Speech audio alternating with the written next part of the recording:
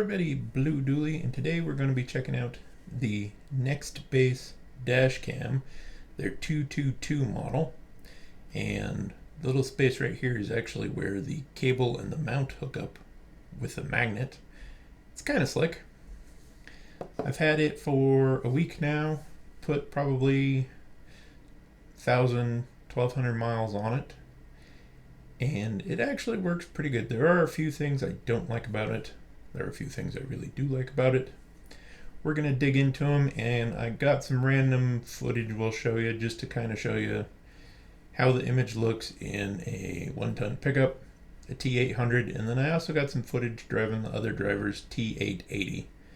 And that kind of demonstrates how much smoother the picture is depending on how much truck you have behind you.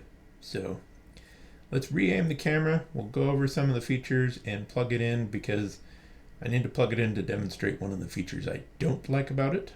Okay, the camera comes with, of course, the camera,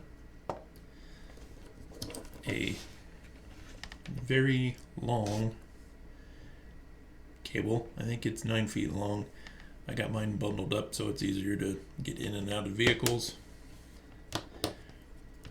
This is kind of the cool part, is this little mount.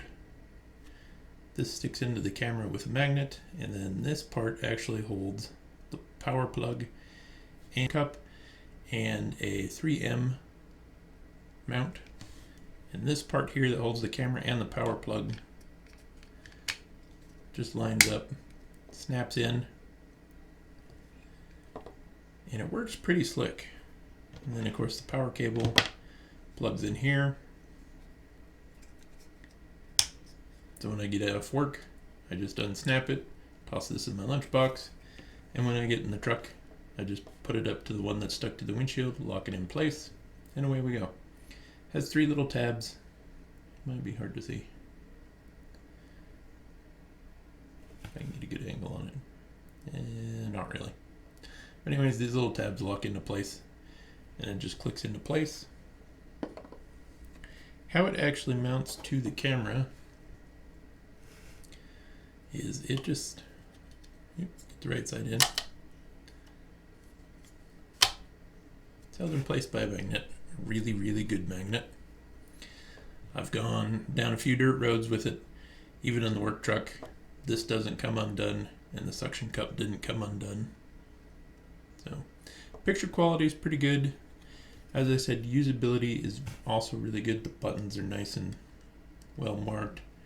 Pretty big, even if you have big thumbs like me. So we'll get this plugged in, and I'll show you the thing I don't like about it. Also included is the cable to hook it up to your PC. It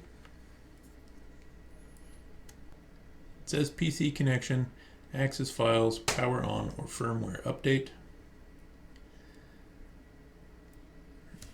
So if you hit OK, that'll access the files and allow you to copy the files to your PC or your laptop. I'm going to go power on. And of course it tells you if you're recording sound or not, year, month, day, and the time. I didn't figure out how to change it from 24 hours to standard time, so that's no big deal. Go to menu. Of course you get resolution, exposure, audio recording, video length, format, SD card, time, date, language, screensaver.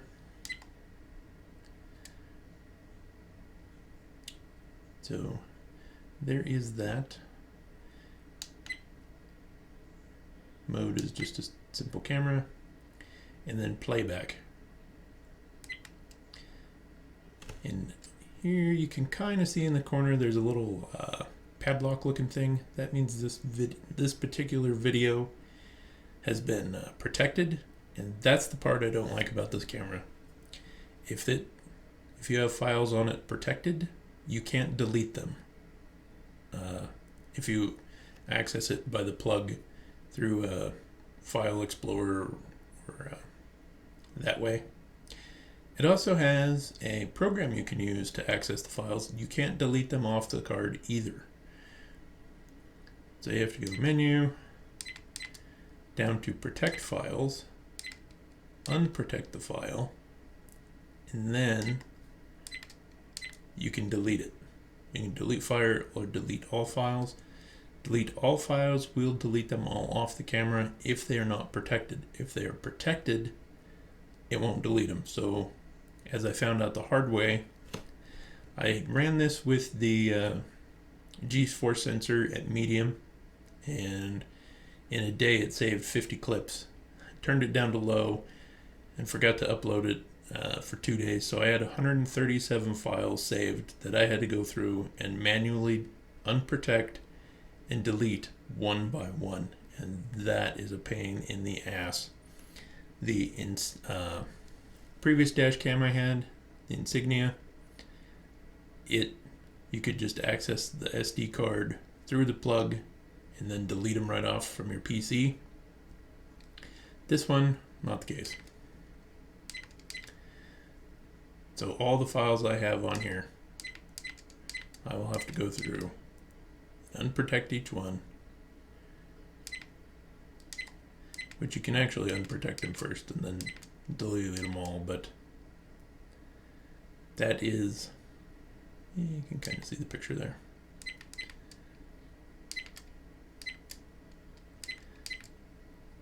Delete all files. Please wait.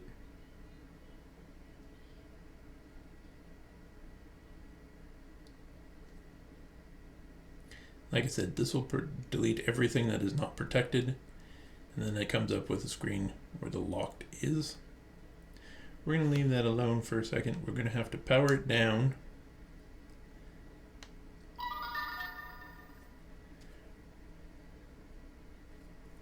Actually, you can probably just power it back up.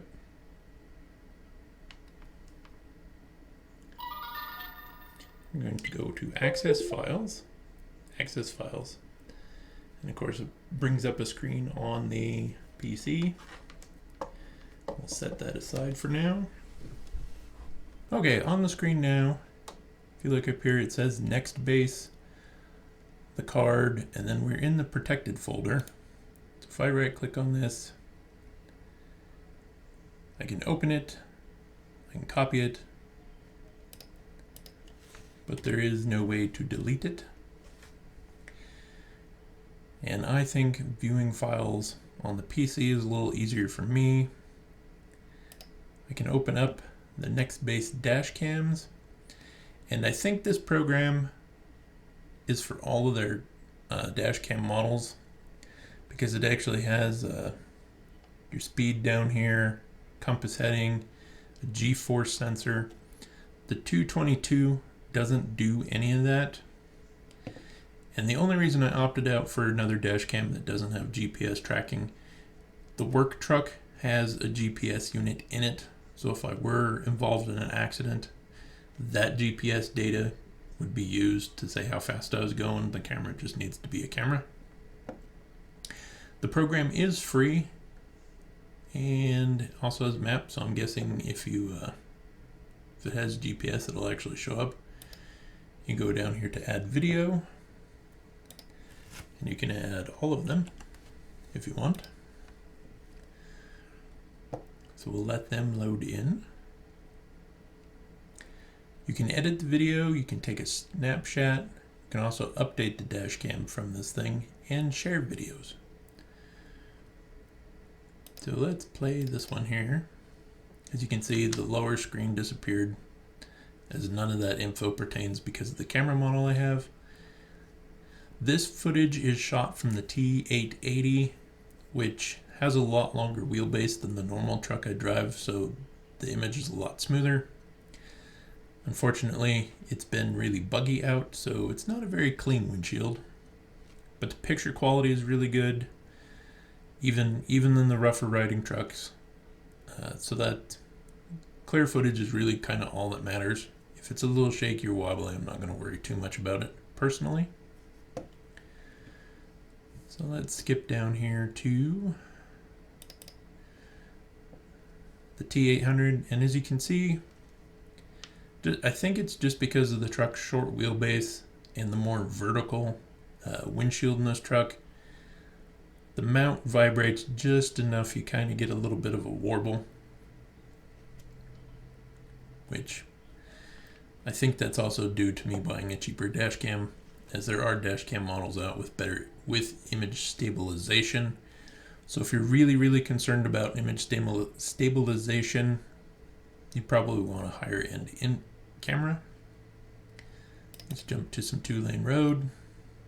And yeah, this footage is pretty much what you get in a semi truck with the suction cup mount. If you're owner operator and you want a camera, I would suggest using the 3M sticky tape mount. Stick it to the windshield in the truck and then use the suction cup mount for your personal vehicle. The footage is still stable enough that if anything happened you can see really clearly. And this is also a pretty good clip of why I haven't been outside playing with RC cars or working on projects. There's not a cloud in the sky, but it is so hazy from all the smoke. It's just miserable to be outside.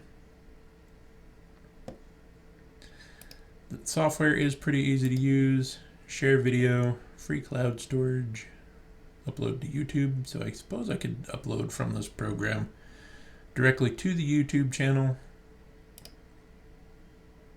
Ooh, we're logging in. Let's see what happens. Okay, ask me to sign in. I'm not going to sign in. But that's kind of neat. So close out of here. We'll go over to the other footage I have. I do have a couple of clips from the pickup truck. We're going to jump on the freeway. As you can see, the image is a lot more stable in the pickup truck, especially with that double-sided stick mount. It hides behind the rear view mirror of my second gen Dodge really easily, so it's pretty unobtrusive in that way. I just threw the extra cable up on the dash, as you can see reflected in the windshield. And really smooth in a pickup truck, and I'd imagine it'd be smooth in a... Oop, got my mouse in the way. So for personal vehicle use, I think the 222 is a really good buy. It doesn't have all the fancy bells and whistles that the higher models do. I like running a little bit lower priced dash cam since I switch between work trucks and personal vehicle. That way I'm not so upset if I damage it or, drop it on the ground when I'm switching vehicles. We'll get to this next clip here. And they did repave, so it's a pretty smooth road after we get to here. Overall, usability, it is simple to use. It is easy to set up. Just follow the on-screen prompts when you plug it in for the first time, and you're ready to go. The button to save video, if you want to, is at the bottom of the camera itself. It's easy to reach, and it's a really easy camera to use. I like the picture quality for what I'm using it for, and I got it on sale at Fred Meyer, so it was only 70 bucks. I think it usually runs 80.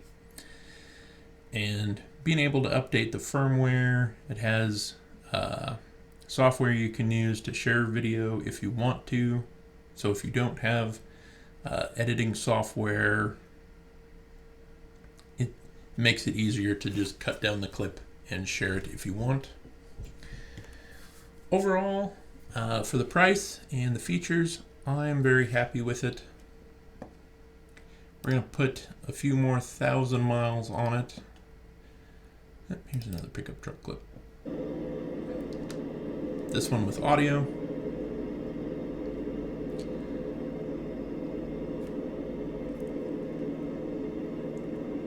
I'm not sure how well the audio works in other vehicles. My pickup's kind of loud. The pipes drone at highway speed. You can't hear the radio. That's the only reason I'm going to leave this clip in here.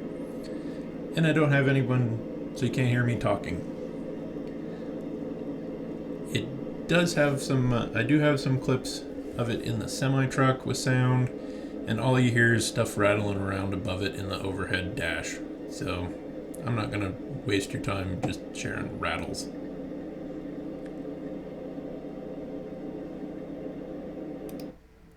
Overall, really happy with the camera. I think I'm gonna get a lot of miles out of this one. The mounts seem a little better and sturdier built than the Insignia one was. The suction cup worked a lot better.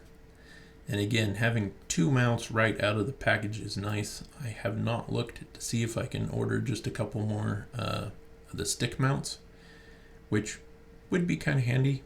But I'm supposed to be getting a new work rig sometime in the future, so I don't necessarily want to stick one in there and then have to try to get it out. As always, hope everyone's having a good weekend. I will catch you in the next video.